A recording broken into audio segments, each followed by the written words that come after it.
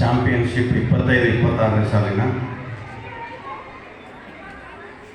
ಕಾರ್ಯಕ್ರಮದ ವೇದಿಕೆಯಲ್ಲಿ ಆಸೀನರಾದಂಥ ಎಲ್ಲ ಅತಿಥಿಗಳೇ, ಈ ಒಂದು ನೃತ್ಯ ಸ್ಪರ್ಧೆಗೆ ಆಗಮಿಸಿದಂಥ ಕರ್ನಾಟಕದ ಎಲ್ಲ ಜಿಲ್ಲೆಗಳಿಂದ ತಾಲೂಕಿನಿಂದ ಆಗಮಿಸಿದಂಥ ನೃತ್ಯ ಪಟುಗಳು ಮತ್ತು ಪೋಷಕರೇ, ಮುಂದೆ ಆಸೀನರಾಗಿರ್ತಕ್ಕಂಥ ತೀರ್ಪುಗಾರರೇ, ಈ ಕಾರ್ಯಕ್ರಮವನ್ನು ಆಯೋಜನೆ ಮಾಡಿದಂಥ ನಿರೂಪಣೆ ಮಾಡಿದಂಥ ಎಲ್ಲ ನನ್ನ ಸ್ನೇಹಿತರೇ, ಇದೊಂದು ಅತ್ಯುತ್ತಮವಾದ ಕಾರ್ಯಕ್ರಮ.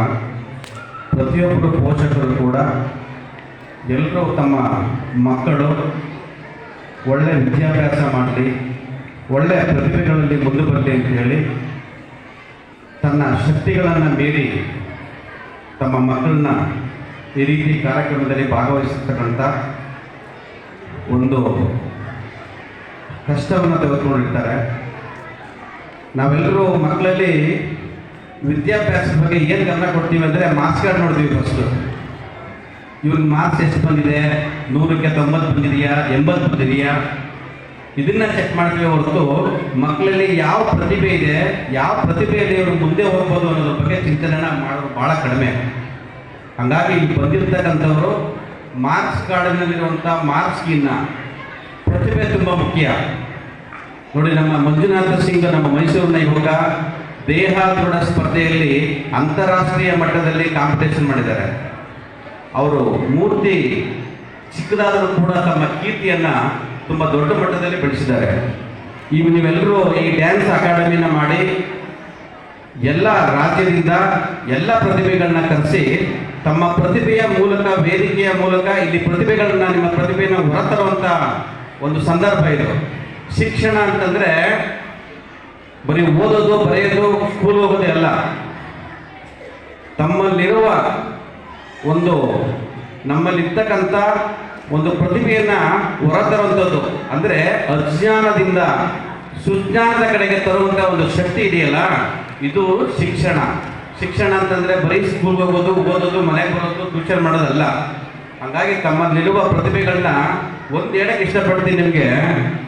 ನಮ್ಮ ಶಿಕ್ಷಣ ವ್ಯವಸ್ಥೆ ಹೇಗಿದೆ ಅಂತಂದರೆ, ಬೆಳಗ್ಗೆ ಎದ್ದೇಳೋದು, ಅಷ್ಟು ಬುಕ್ಗಳು ತೊಗೊಂಡೋಗೋದು, ಮಕ್ಕಳಿಗೆ ನಾವು ಎಲ್ಲಿ ಡೊನೇಷನ್ ಕೊಡ್ತೀವಿ, ಎಲ್ಲಿ ಜಾಸ್ತಿ ಇದೆ ಅಲ್ಲಿ ಸ್ಕೂಲ್ ಸೇರಿಸೋದು.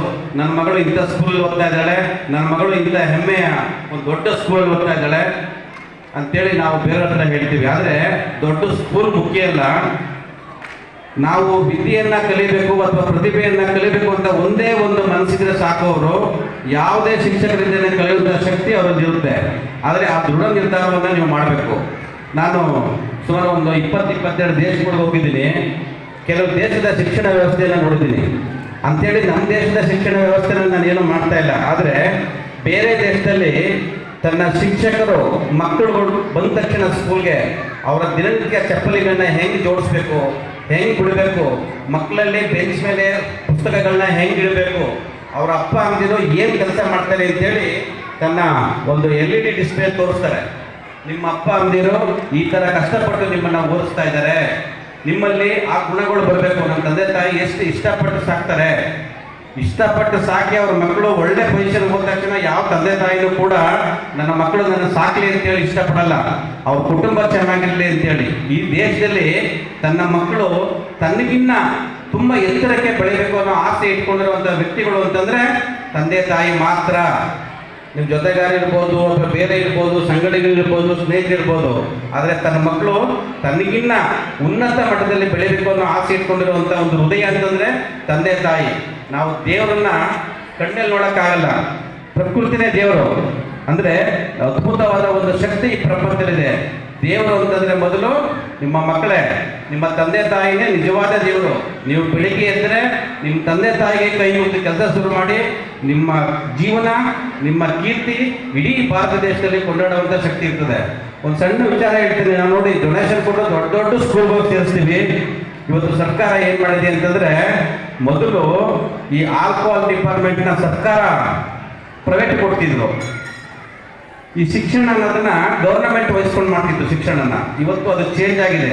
ಇವತ್ತು ಶಿಕ್ಷಣನ ಖಾಸಗೀಕರಣ ಮಾಡಿದೆ. ಈ ಎರಾಕ್ ಡಿಪಾರ್ಟ್ಮೆಂಟ್ ಸರ್ಕಾರ ವಹಿಸಿಕೊಂಡಿದೆ.